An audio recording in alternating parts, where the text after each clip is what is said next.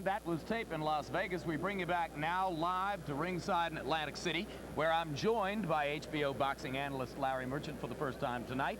And we are joined live by Oscar De La Hoya, just 6 days removed from the unanimous decision victory over Miguel Angel Gonzalez. And Larry, you got him last week, so you get him first again this week. Well, I noticed the bruise is already gone from below your left eye, but you have a bit of a blood spot in that eye. Is that all from the right-hand punches you were getting hit last week? Well, actually, the right hand was very effective. He did hit me with a good right hand right on the eye socket, and I felt it.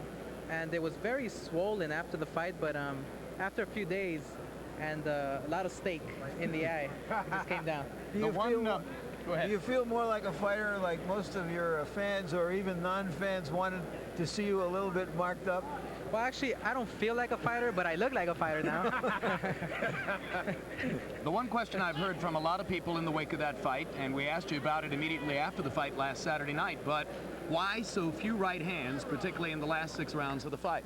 You know, I'm trying to still figure it out, and still I can't explain why, but I'm thinking maybe it was meant to be, because when Whitaker wins, if he wins, which I'm crossing my fingers he does, the right hand is going to be the key weapon for that fight.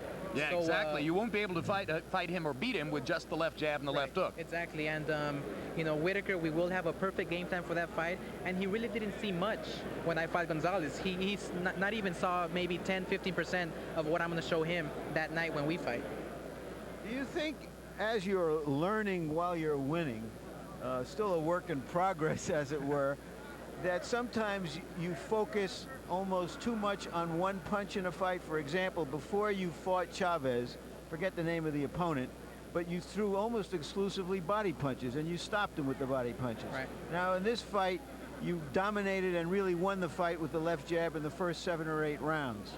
Is there something that you're going to just be able to go into a fight with Whitaker, should he win tonight, with a plan that you can execute? What happens if you can't execute it? Well, actually, Larry, what really motivates me is that by studying the videotape of Gonzalez, I actually beat him with one hand.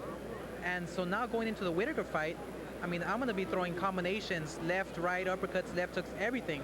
And, you know, it motivates me because, of course, I did train hard for that fight, but I still know that I can give it more. I still know that I can be better physically, mentally for Whitaker. Oscar, Pernell Whitaker has been one of the best fighters in the world, in the eyes of many, the best for the past 7 or 8 years. Certainly the best welterweight.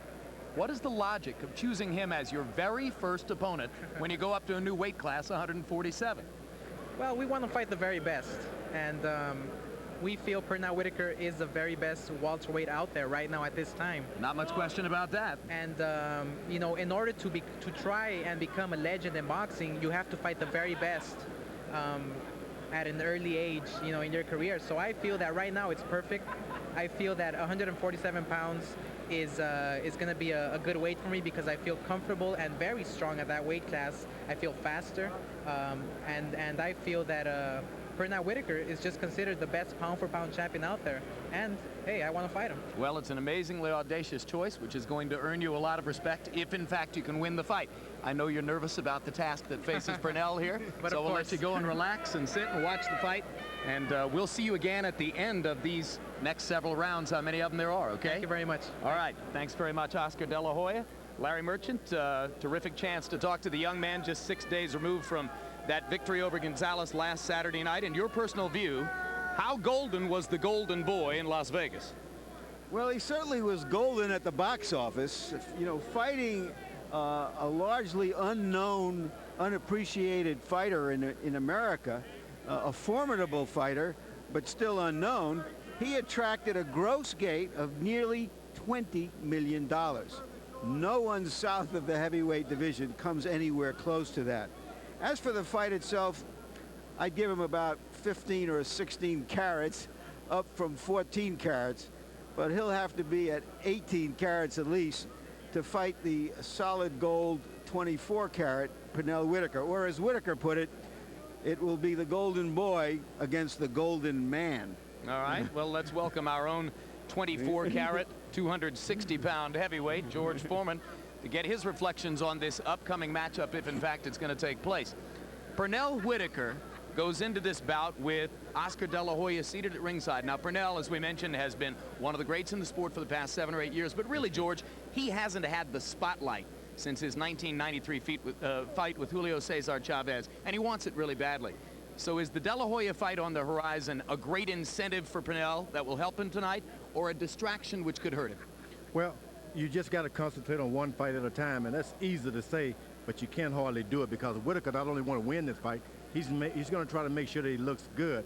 That's an awful difficult task, especially when your opponent is sitting out there at ringside. It can make it really hard for him. He's had to go up against these great fighters that the crowd's always been pulling for one after another. He's always been the other guy. He's never been that one guy. It's going to be a task for him. Yeah, indeed. The challenge for Purnell to focus on the opponent in the ring tonight, as we told you, a former Cuban refugee named Diabeles Hurtado.